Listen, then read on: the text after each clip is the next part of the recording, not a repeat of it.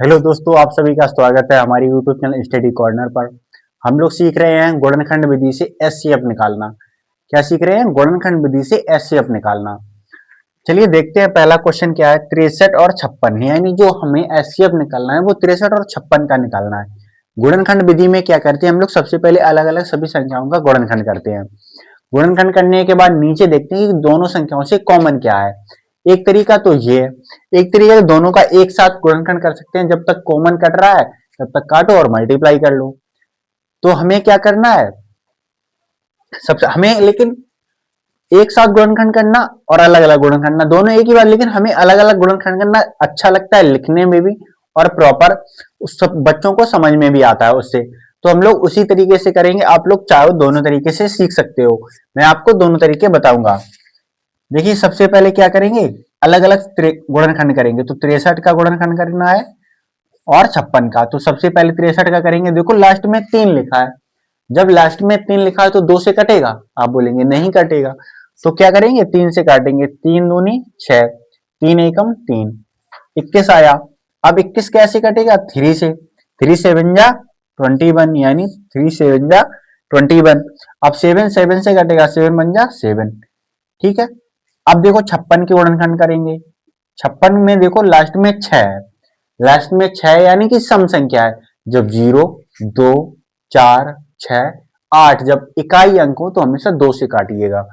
कैसे? जब 0 2 4 6 8 हो तो किससे काटेंगे? 2 से। लास्ट में 6 से 2 से काटेंगे, 2 से काटेंगे, 2 दूनी 4, एक बचा, एक यहाँ आ गया।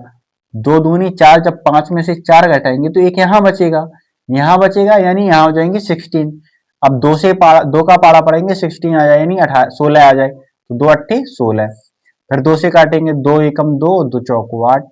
फिर 2 से काटेंगे, 2 सत्ते 14। अब 7 बन जा 7। अब यहाँ लिखिए 63। कितने लिखेंगे? 63।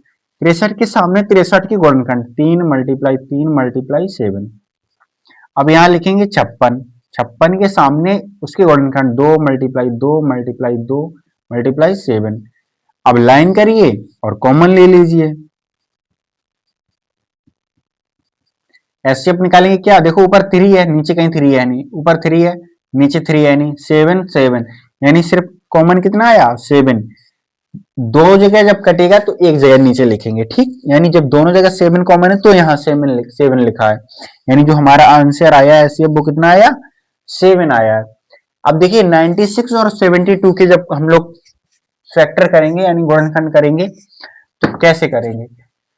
72 और 96 का हमें एचसीएफ निकालना है। तो 96 से लिखेंगे और इसके गुणनखंड कर देंगे। गुणनखंड करेंगे, लास्ट में है 6।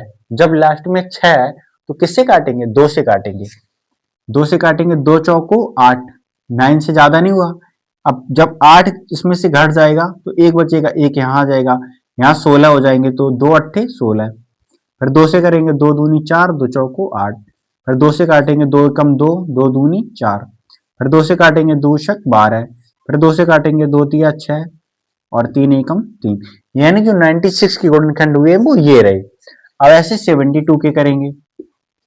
2 से करेंगे, 2 तिया 6, एक बचेगा, एक यहाँ आ जाएगा, 2 छक 12। फिर 2 से करेंगे, 2 एकम 2, एक यहाँ आ जाएगा, 2 अट्ठे 16। फिर 2 से करेंगे, 2 निम 18। फिर 3 से करेंगे, 3 3 जा 9 और 3 बन जा 3।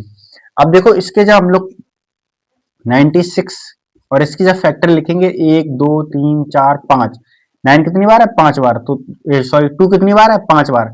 तो 5 बार लिखिए, 2 मल्टीप्लाई 2 मल्टीप्लाई 2 मल्टीप्लाई 2, 5 बार लिख लिया। और 3 है, मल्टीप्लाई 3। 72 लिखिए, 72 लिखा। इसके गुणनखंड लिखेंगे 2 मल्टीप्लाई 2 मल्टीप्लाई 2 मल्टीप्लाई 3 मल्टीप्लाई 3। अब इन दोनों में से कॉमन देखिए, इन दोनों में से कॉमन क्या क्या आ रहा है? एक तो ये 2 आ गया, एक ये 2 आ गया, एक ये 2 आ गया, दोनों और मल्टीप्लाई लगा लो। एक 3 है, एक 3, इसमें से ले लो कोई भी और मल्टीप्लाई कर लो इन सभी का। इन सभी का मल्टीप्लाई करेंगे, 2 दूनी 4, 4 दूनी 8, 8 या 24, यानी हमारा जो आंसर आया है एचसीएफ आया है वो कितना आया है? 24। एचसीएफ कितना आया है? 24। ये आपको हमने बताई गुणनखंड विधि, भाग विधि मैंने पहले सिखाई है। आशा करते हैं हम लोग दोनों विधियां सीख जाएंगे इसी तरीके से। मिलते हैं नेक्स्ट वीडियो में। सभी लोग चैनल को सब्सक्राइब जरूर करके जाएं और वीडियो ज्यादा से ज्यादा शेयर कीजिए अपने दोस्तों को।